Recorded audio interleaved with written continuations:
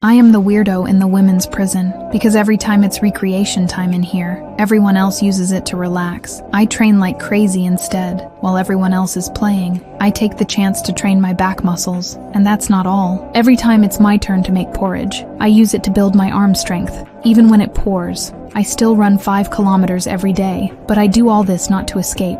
The reason I do it is to prepare for revenge. Not long ago, my husband disappeared, under strange circumstances. The scene had a lot of blood and a sharp knife left behind. Then the police found a huge insurance policy, and I was named the beneficiary, so I had no chance to explain. After I was convicted and sent to prison, I entrusted my son to my best friend, and I gave her the compensation money for living expenses as well. But not long after, my friend went missing too. Then I started looking for her everywhere. In the end, I managed to reach her. The first thing I did when I got her on the phone was to have my son listen on the phone. But then my son shouted "Daddy" on the other end, and the call was cut off. No matter how many times I called back, no one answered. Then it hit me. This was all my husband and my friend conspiring. They had not only stolen the compensation money, they had taken my son away from me. Knowing the truth, I was a wreck every day, until a cellmate who used to be a lawyer told me that the law will not prosecute the same person twice for the same crime. I was already in prison for killing my husband. If I ever got out alive, even if I went and killed him right in the middle of town, no one could touch me. So from then on, I trained like crazy. I took every prison job I could. Finally, after 6 years, I got a chance at parole. As soon as I was out, I hurried to look into where my friend had gone.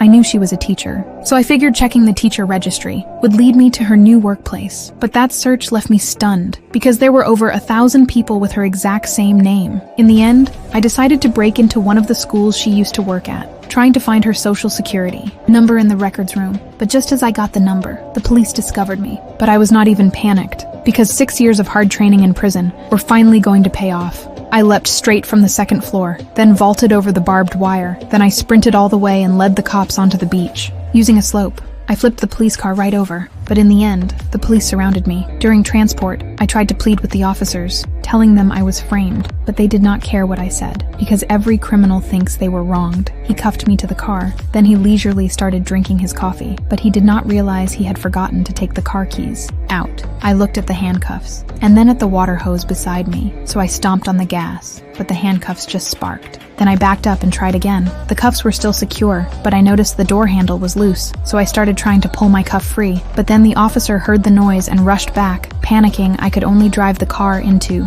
the sea. The cop saw it was bad, so he hurried to remove my cuffs, trying to bring me to the surface. But he did not expect that I not only stole his gun, and even used my insane strength to swim breaststroke back to land. Then I hitched a ride and kept going on my path of revenge.